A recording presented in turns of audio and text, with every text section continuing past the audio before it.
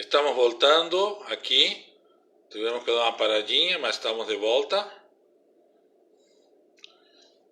com nossa aula, então, da Bíblia como a biblioteca. Então, vocês já perceberam que no Antigo Testamento nós vamos ter depois que ir lá no quadro e revisar um pouco esse esquema, porque já temos conhecimento suficiente para analisar alguns textos de outra forma. E como eu digo, aqui não é a questão de teimosia, de querer tirar daqui e botar para lá. Não, é uma questão de saber como estudar. Uma novela se estuda de uma forma. Aqui o celular cai, vamos colocar desse lado que não cai. Uma novela se estuda de uma forma. Um livro historiográfico se estuda de outra forma, porque é outro tipo de literatura. Um livro profético se estuda de outra forma, porque é outro tipo de literatura. Um livro de cantos ou hinos também deve ser estudado de outra forma, principalmente, por exemplo, com a ênfase muito grande na poesia, né? Porque cantar é poesia, né? A música, lamentavelmente na Bíblia, não temos a partitura, mas há indicativos musicais. E há um ritmo na própria poesia, que nós podemos tentar, ao estudar o texto, descobrir algo de como se cantava. Era uma música alegre, era uma música triste, era uma música solene, né?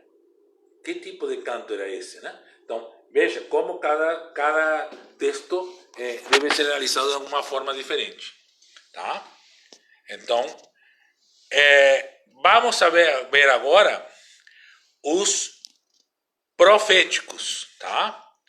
Então, estamos voltando aí, eu dei uma paradinha, vai acontecer isso. Quando posso dar uma paradinha, até a própria internet pode falhar. Então, quem estava, volte, porque a aula vai até quase o meio-dia. É uma aula inteira, uma manhã inteira de aula, tá? Então, quem quiser ir entrando e passando para outras pessoas, pode fazer. Agora eu vou então à prateleira dos proféticos, dos livros proféticos, tá? Vamos conversar sobre os livros proféticos. Bom, o que temos nos livros proféticos? Temos também alguns problemas aqui. Primeiro lugar, nós temos o que chamam de profetas maiores. Não é porque seja mais importante que os outros profetas, esses livros, né? Mas porque tinha um rolo específico. Era um livro grande o suficiente para ter seu próprio rolo, né? Se vocês lerem lá no Evangelho segundo a comunidade de Lucas, no capítulo 4, versículos 18 em diante, por aí, Jesus está na sinagoga de Nazaré e lhe alcançam o rolo de Isaías. Quer dizer, então, o profeta Isaías tinha um rolo próprio, tá? Então, isto vale para Isaías, que depois internamente tem suas particularidades. Vamos esperar que o próprio celular faça o foco. Ele demora um pouquinho, que é esse primeiro aqui, Isaías. Jeremias, certamente, também. E Ezequiel, que é este aqui, né? Este aqui. Agora, temos problema, depois desses três, esses três são indiscutíveis. Na Bíblia hebraica, na Bíblia do povo judeu, né, que até hoje, estes três, então, ainda são profetas maiores, que têm seu próprio rolo. E depois há um rolo com os outros 12, que são a partir daqui para lá, né? Oséias, Joel, Amós, Abdias também, Obdias aparece, né? Então, Abdias pode ser Obdias, prestem atenção. Jonas, Miqueias, Naum, Abacuque, Sofonias, Ageu, Zacarias e Malaquias. Tá? Vamos contar, querem contar? Não? 1, 2, 3, 4, 5, 6, 7, 8, 9, 10, 11, 12. Certo? Há problemas aqui também depois. Mas então, estes três, Isaías, Jeremias e Ezequiel, e estes 12, tranquilamente são... Tranquilamente não, são um conjunto histórico tido como livro profético. Nós temos um problema aqui com Jonas, que depois eu vou falar para vocês. E que aparece mais aqui? Lamentações. Lamentações também é cântico. era um cântico que se fazia na frente das ruínas de Jerusalém, na época de Jeremias. Por isso também são chamados de Lamentações de Jeremias.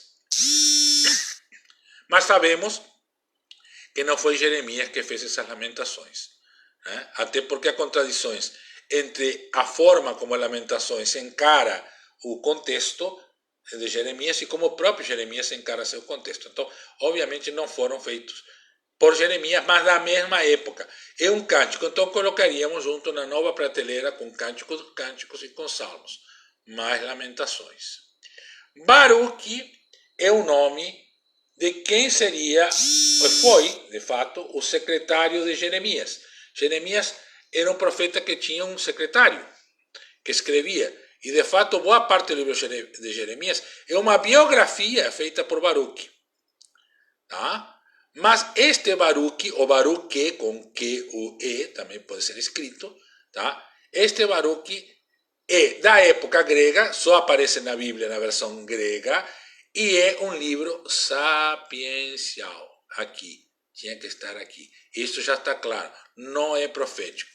A forma como é escrito não corresponde ao livro profético, e sim a um livro de sabedoria. Tá?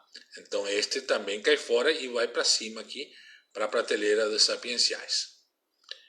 Daniel é um problema, por quê? Para os judeus, ele é um escrito, não é um livro profético. Porque os primeiros 6 capítulos de Daniel são uma novela. Então, iríamos colocar, pelos seus primeiros 6 capítulos, junto com quais? Junto com Ruth, com Esther, ou com Tobias e Judite. Ou com, depois vamos ver com Jonas também. Então, Daniel seria uma novela. Só que os capítulos seguintes, do 7 ao 12, e na versão grega ainda tem mais 2 capítulos, até o 14. Então, aí é um livro profético. Então, aqui não dá para cortar o livro no meio e botar metade na prateleira e metade na outra. Então, vamos deixar aqui que como a versão grega o entendeu, mas com essa ressalva dos primeiros 6 capítulos. Então, os profetas maiores seriam, na versão que ficou cristã, digamos assim, Isaías, Jeremias, Ezequiel e Daniel. Mas os 12 profetas menores. Só que Jonas não é um livro profético, é uma novela. Ele é escrito como novela, não tem oráculo profético. Então não tem que ser estudado igual que estes aqui, né? Que o resto do profeta, né? Tem que ser estudado como as novelas, tá? Mas o personagem dessa novela é um profeta. E precisava completar o número de 12, porque o número 12 na Bíblia é sempre simbólico, né? Então parece que tinha 11 e apareceu Jonas. E disseram, vamos colocar Jonas e completamos os 12. Aí Jonas entrou aqui, mas na verdade ele é uma novela. E do ponto de vista do estudo, eu tiraria daqui e colocaria na prateleira com as novelas. Com isso, nós estamos finalizando a prateleira do Antigo Testamento. Como está a pesquisa até hoje?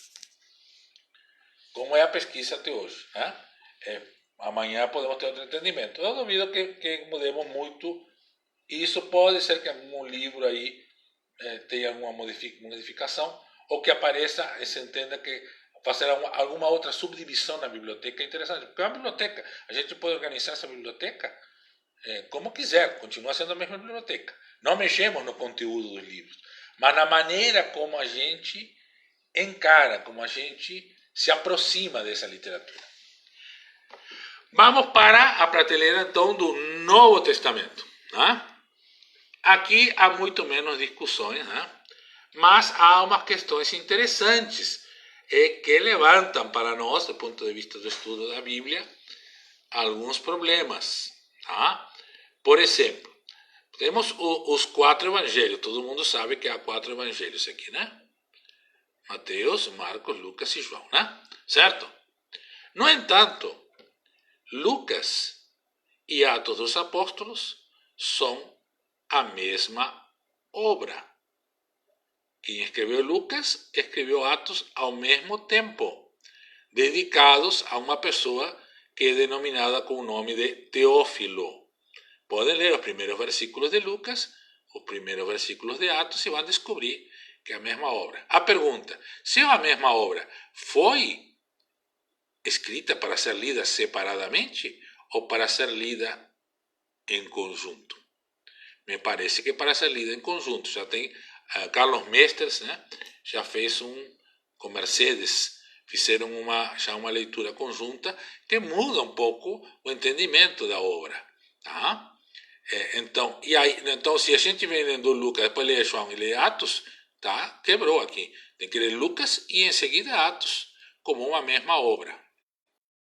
E João, e a primeira carta de João, que está aqui embaixo, depois nós vamos ver aqui, ó, nas Joaninas, aqui, ó, a primeira carta de João, também são a mesma obra, um pouco depois da primeira carta, mas se lê os primeiros versículos, também vai revelar que diz assim, no princípio, aqui, né? E aqui também diz, no princípio. Quer dizer, quem escreveu essa carta, a pessoa que escreveu essa carta, está nos convidando para entender que são da mesma autoria e então tem uma teologia semelhante. Então, João tem que ser lida, em seguida de João, ler a primeira carta de João, para saber o fim dessa história, como se chama, para saber como continuaram desenvolvendo essa história aqui na primeira carta de João.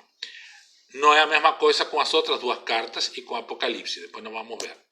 Mas então aqui nos evangelhos, veja que este esquema, pelo menos já melhorou, né? Porque colocou Atos junto, porque Atos não tem onde colocar. Não tem, em que prateleira vou colocar Atos? Porque ele não é carta, né? Então, nem é evangelho. Então, colocaram. Só que eu trocaria o lugar, colocaria Lucas, Atos e depois João, né? Para deixar claro que temos que ler estes dois juntos. E depois de João, colocaria então junto a primeira carta de João para lembrar do conjunto. Aqui temos cartas paulinas. Aqui, olha, diz assim, 7 de Paulo, 3 de discípulos e 3 pastorais. E isto já levanta uma questão, né? Ou seja, nem todas as cartas atribuídas a Paulo são de Paulo, o que é algo comum naquela época. Quando um filósofo ou uma filósofa tinha discípulas e discípulos, estas pessoas, que eram discípulas ou discípulos desta outra pessoa, sentiam que tinham autoridade para continuar a obra da mestra ou do mestre, em nome do mestre ou da mestra. Então, e Paulo, sabemos que Paulo, inclusive, deu aula como filósofo. Então, ele realmente participava plenamente desta cultura e as pessoas que preservaram suas cartas também participavam desta mesma cultura. Tá? Então, há cartas aqui que são, do ponto de vista da pesquisa, tá? Indiscutivelmente paulinas. Não quer dizer que 100% de seu conteúdo seja de Paulo, porque nada tira que pode ter sofrido algum acréscimo. Mas claramente elas são de autoria direta do apóstolo Paulo. Tá? Outras já começam a ser questionadas ou são totalmente rejeitadas como sendo paulinas. Que carta está faltando aqui que vocês vão sentir falta? Que tradicionalmente a igreja disse que era de Paulo? Hebreus. Hebreus não está aqui embaixo, nas católicas ou universais, né? As que são dirigidas para todo mundo. Então, hoje está claríssimo que a carta aos Hebreus não foi escrita pelo apóstolo Paulo de jeito nenhum, nem por discípulos ou discípulas de Paulo. Então, não dá, não tem nada a ver com Paulo a carta aos Hebreus. Quem escreveu a carta aos Hebreus? Não sabemos. alguns comentaristas suspeitam de tal de Apolo. Apolo é um filósofo judeu greco-judaico, né, como o próprio Paulo também era, né, que Paulo encontra lá em Corinto, pessoalmente, e também encontra trabalho dele, que ele se converteu espontaneamente e começou a pregar o evangelho, sem autorização nem da igreja de Jerusalém, nem de ninguém, né? Mas o fazia corretamente. Então Paulo resolve que não vai desautorizar Apolo, mas que quer então apenas sincronizar o trabalho de Apolo com aquilo que o resto das discípulas e discípulos de Jesus estavam fazendo. Então, quem sabe hebreu seria de Apolo? É uma hipótese, mas realmente não se sabe quem é o autor ou autora. É uma pessoa com grande conhecimento grego e também com bom conhecimento da teologia hebraica. Tá? Mas não é de Paulo. Então, nas cartas de Paulo não existe hebreus. Tá? Então, vamos para essa primeira 7, que segundo este esquema seriam de Paulo. Bom, Romanos, sem dúvida, né? Depois, nas cartas paulinas, nós temos que discutir se eram cartas da primeira viagem, da segunda viagem, da época que estava na prisão. Essa discussão que se faz em que momento do percurso da vida e percurso missionário do Paulo estas poderiam ter sido escritas e com que finalidade. Mas então, Romanos, não há dúvida que é paulina. 1 Coríntios, não há dúvida. Há gente que já questiona 2 Coríntios, mesmo que aqui está colocada como sendo de Paulo. Tem gente que já questiona essa segunda carta, tá? Então essa eu colocaria, separaria um pouquinho, não ia ficar tão bonito, mas botaria no final da fila porque está sob suspeita, digamos assim. Gálatas, sem dúvida, de Paulo, é uma carta muito bonita, cheia de sentimento, porque Paulo foi parar lá na Galácia absolutamente doente, quase morrendo. Não tinha planos de parar naquele lugar. Não era uma cidade que era as polis, né, gregas, que era o lugar onde Paulo gostava de fazer a sua missão.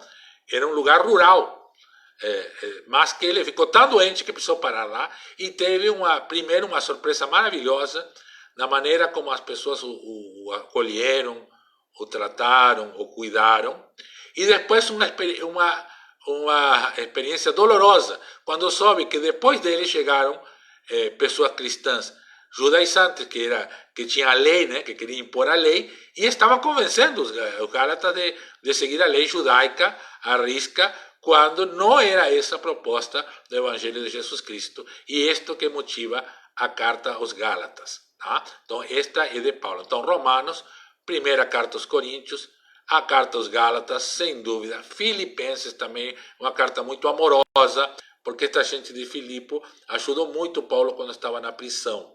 Então, ele é também muito agradecido a esta comunidade, né? Que é uma comunidade que ele elogia muito, uma comunidade quase modelo do que deveria ser uma comunidade cristã. A primeira carta aos Tessalonicenses é, quem sabe, a primeira carta que Paulo escreveu, muito marcada pela ideia de que Jesus ia voltar imediatamente, né? Ainda durante a vida do próprio Paulo. Tá? E isso é importante para mostrar como ele foi, não evoluindo, porque não se chama de evolução, mas foi mudando conforme o contexto mostrava que não era assim que ia acontecer. Então, aí, a partir depois das cartas posteriores, ele começa, como em 1 Coríntios 12, por exemplo, e 14, a organizar mais a igreja. Né? Eu diria que 11 também, porque tem a questão da Eucaristia, né? No 11, 12, 13, 14, por aí.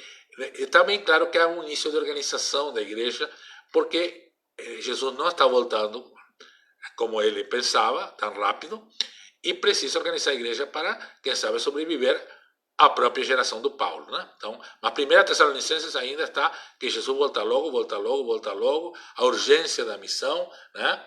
O que não tira o valor de 1 Tessalonicenses, né? Porque a urgência da missão continua, né? E disse Jesus que não sabe quando vai voltar. Então a urgência da missão continua, mas não como um pensamento absoluto, mas como um pensamento relativo, porque não sabemos como será nem quando, né? Então, ficou claro. Filemão, essa carta essa é de Paulo, do próprio punho, assim, da própria mão de Paulo, né? Porque se refere a uma pessoa que Paulo ama muito, chama Onésimo, e que é um escravo que fugiu da casa do seu dono, né, na época, né, para ir cuidar de Paulo sem autorização do dono. E, como um escravo da época, ele fugiu pensando que ia morrer com Paulo, porque não tinha a menor chance de voltar para a casa do seu dono. E se ele fosse encontrado em algum lugar na rua, podia ser morto, porque ele era propriedade de Filemão, que inclusive tinha sido soldado, tinha servido no exército romano. Então não era fácil. Mas Paulo, vendo que a situação dele está piorando, não quer a morte de Onésimo. Eu acho que Onésimo estaria bem se fosse recebido novamente por Filemão. Mas não na mesma condição que antes. E aí, veja, uma época escravagista, onde a escravidão era tido como algo normal, a escravidão total, né? Hoje ainda vivemos a escravidão, mas de outras formas, né? Era visto como uma coisa natural, que um ser humano fosse proprietário de outro ser humano, né? Aí ele manda Onésimo como um irmão, para trabalhar com Filemão, mas como um irmão. E aí vem toda a discussão de que até que ponto isso questiona a visão escravagista ou não na época, enfim. Mas uma carta muito forte, muito pessoal, muito direta de Paulo. Então veja que neste primeiro conjunto, a única que a gente pode questionar um pouquinho é 2 Coríntios, segunda carta aos Coríntios, tá? Então, das 7, 6, tranquilo, e pode que então, segundo Coríntios, a gente jogasse e aumentasse essas 3 para 4. Então, Colossenses, a segunda carta aos Tessalonicenses, Efésios e 2 Coríntios poderia ser de discípulos. Efésios é uma que dá bastante polêmica, viu, gente? Tem muita gente defendendo que Efésios seria de Paulo, tá? Mas a minha tendência, como está neste esquema, é questionar isso e preferir entendê-la como carta de discípulos. A carta de discípulos e discípulas não significa que nada na carta foi escrito por Paulo. Pode até ter sido, como depois veremos no caso de 1 Timóteo, um bilhetinho original, uma carta, um pequeno bilhete, uma pequena comunicação, a partir da qual, então, aí sim, discípulos e discípulas desenvolveram um texto maior. E aqui temos a primeira e segunda carta a Timóteo. Eu estou, tenho um sentimento de que houve um bilhetinho, porque Timóteo teve um papel muito importante na missão de Paulo. Foi a mão direita em muitos momentos do próprio Paulo. Muitas mensagens e muitas cartas foram enviadas por Timóteo a várias comunidades. Então, nada tira de que houve bilhetinhos, mensagens pessoais, cartas pessoais de Paulo para Timóteo. E que alguém, depois destas mensagens, então, desenvolveu as 2 cartas a Timóteo, onde já se fala do ministério episcopal, né, de bispos e bispas, né, o bispo naquela época são homens, mas hoje entendido de maneira mais ampla, ministério episcopal, o ministério presbiteral, né, então, de presbíteros, né, e o ministério diaconal, diáconos e diáconas. Aí, sim, já na época, se entendia que as mulheres também deveriam exercer o diaconato. Mas esse tríplice ministério, diaconato, presbiterado e episcopado, é posterior a Paulo. Não é de Paulo. Não temos em nenhum lugar nas cartas de Paulo evidência de que este tríplice ministério já estava em funcionamento. Então, por isso, fica claro de que o próprio Timóteo ou outras pessoas depois desenvolveram esta organização a partir de bilhetes de Paulo. E Tito muito mais ainda, né? Tito, então, foi uma extensão. Disse, não, além de Timóteo também teve um bilhetinho para este tal de Tito, cuja informação que temos é muito pouca, né? Mas que quase repete o que está nas primeiras duas cartas a Timóteo, na organização da igreja, então, já com o episcopado, o presbiterado e o diaconato. Tá? Então, esta prateleira, então, 3 pastorais vinculadas, então, aqui, então, o que podíamos mudar é botar 6 de Paulo, 4 de discípulos e 3 pastorais. Vamos para estas, que são chamadas de cartas ou epístola. Epístola e carta são sinônimos, tá, gente? Então, não se preocupe. Eu prefiro chamar de carta, porque fica mais fácil de entender, né? Como está nesse esquema aqui. As cartas católicas. Por que católica? Não tem a ver com a Igreja Católica Apostólica Romana, mas universais, porque não são dirigidas a uma comunidade ou a uma pessoa em particular, mas a um grupo mais aberto. Nem se aplica completamente algumas das cartas, segunda e terceira de João, todas ser consideradas dirigidas a um grupo em particular, mas tá, deixemos assim, né? São todas as outras cartas que não são de Paulo, vamos dizer assim, é mais fácil aí, né? Todas as que não são de Paulo, né? Então temos a carta de Tiago, chamado de irmão do Senhor, aí tem toda a discussão de que irmão de Jesus seria esse, né? Porque Judas também, a penúltima aí, também é do irmão do Senhor. Seriam primos, Maria teria tido outros filhos, e aí, claro, vem a tradição de uma igreja e de outra questionar ou afirmar esse tipo de possibilidade. Mas então temos Tiago e Judas, né, irmãos ou primos de Jesus, que se a família de Jesus está aqui, também representada neste momento, já posteriores de uma igreja que vai se organizando e que vai excluindo as mulheres. Este problema aqui, já vemos um pouquinho em Timóteo e Tito, mas fica muito mais forte aqui, chamada Igreja dos Presbíteros. Nesta época, os presbíteros, homens, tinham mais poder que os bispos. Os bispos eram mais missionários, apóstolos itinerantes, e os presbíteros eram que tinham o poder local da igreja, e que começaram a excluir as mulheres com mais força. Então aqui temos que ter muito cuidado quando se faz uma leitura de gênero. Toda a Bíblia tem que ter cuidado, mas aqui especialmente, porque já há claramente uma tomada de poder, né, que não corresponde ao que é dito nos evangelhos, ou mesmo em algumas cartas de Paulo, sobre o papel das mulheres na igreja. E depois vai ter toda a discussão sobre a questão do acesso das mulheres ao ministério ordenado, ao episcopado, etc., a partir dessa tensão que já temos no Novo Testamento. Então, a carta de Tiago, né? Depois tem, então, 2 cartas de Pedro, tá? Que não são de Pedro, o apóstolo, porque há muitas evidências que foram escritas bem depois e por uma pessoa que tinha um domínio do grego que não corresponderia ao contexto de Pedro, mas atribuídas a Pedro. Inclusive na primeira carta de Pedro já temos uma pista, né? Porque primeiro se chama de apóstolo e depois chama de presbítero. Então, né? De novo a questão dos presbíteros.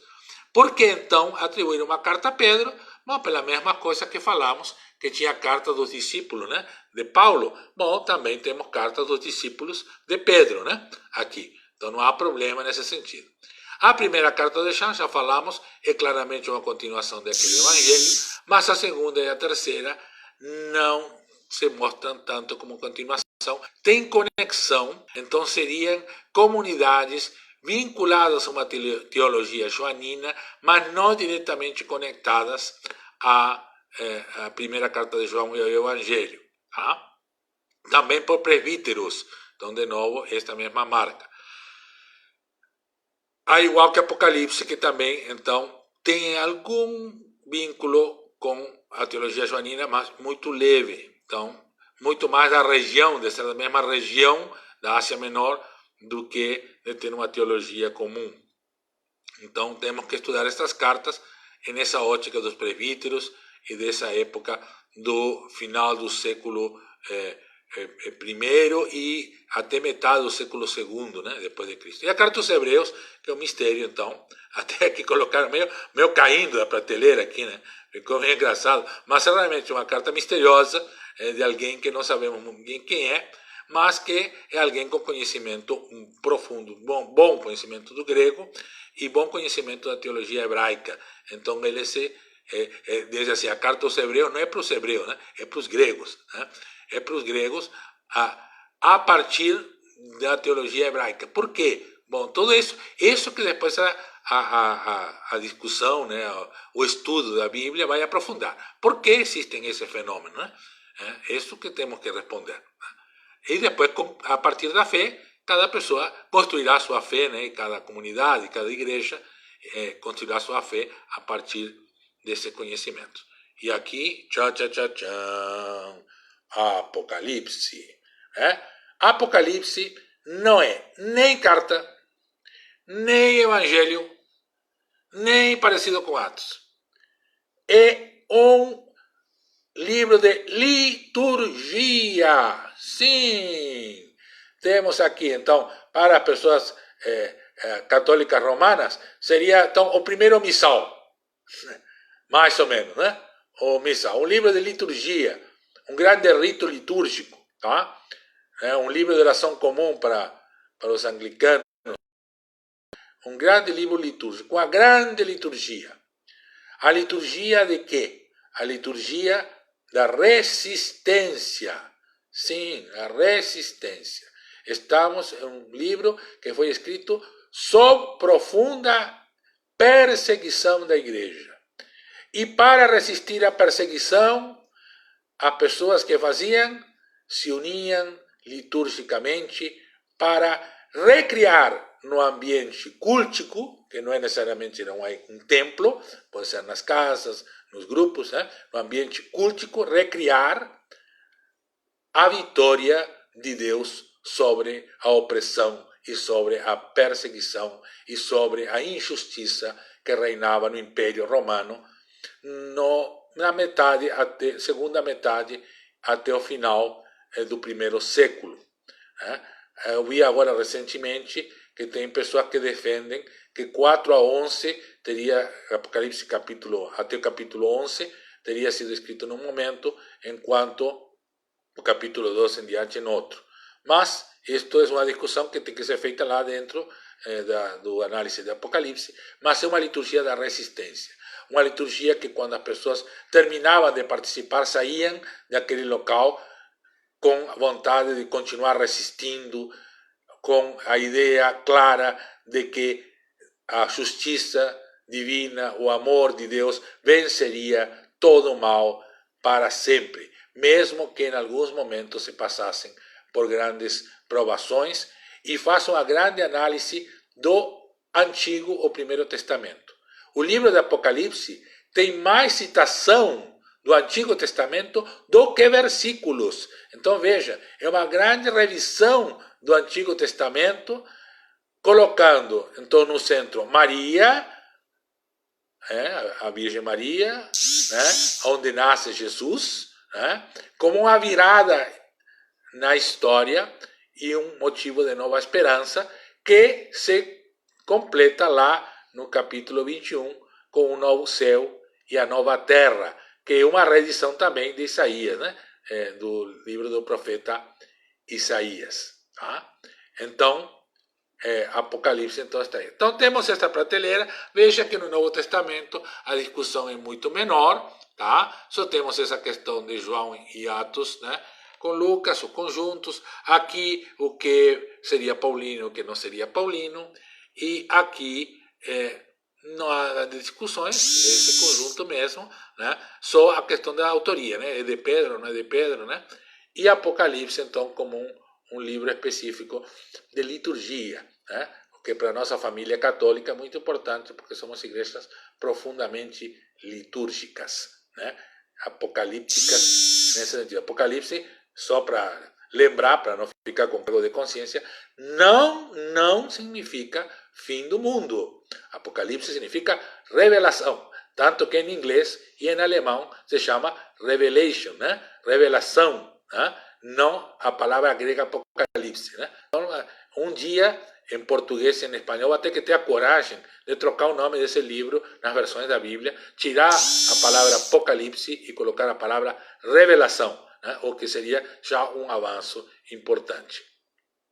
Então, com isso, nós revisamos nossa biblioteca, e nós vamos, então, dar uma pausa, porque nós vamos ter que discutir como colocar estes livros na linha do tempo, tá? Então, temos 16 pessoas agora. Eu vou pedir para vocês, então, não sumirem, porque vai ser uma pausa muito curta, porque eu tenho que ir até o quadro que fica em outra sala, onde nós vamos traçar uma linha do tempo e começar a discutir como colocar esses textos nesta linha do tempo, tá? Não vamos fazer isto perfeitamente, porque até esta é uma discussão muito grande, é uma discussão enorme de como votar, até porque há parte do livro que está numa linha do tempo e parte que está em outra. Mas um pouquinho para, entre aspas, brincar com isso e vocês entenderem que elementos, que questões estão envolvidas quando tentamos colocar os textos bíblicos em seus contextos. Principalmente com uma frase importante, que é: o texto sem o contexto é um pretexto. Então, o importante dessa classificação é a gente entender que temos que ler os textos bíblicos em seu contexto. Agora, qual é o contexto? Aí que está a discussão. Qual é o contexto? E que pistas nos dá o texto bíblico sobre o seu contexto ou sobre o seu não contexto? Ou seja, que pista nos dá o texto bíblico sobre que aquilo que está falando não é exatamente o seu contexto, que seria outro? Então, aí nós vamos entrar nesse campo para depois entrar na questão da formação dos textos bíblicos, como, então, qual é a teoria melhor para entender como esses textos foram passando do zero à versão que temos hoje nas nossas Bíblias, certo? Então, vamos dar uma pausa, vá ao banheiro, toma um cafezinho e a gente volta com mais uma live para concluir essa outra parte. Até logo.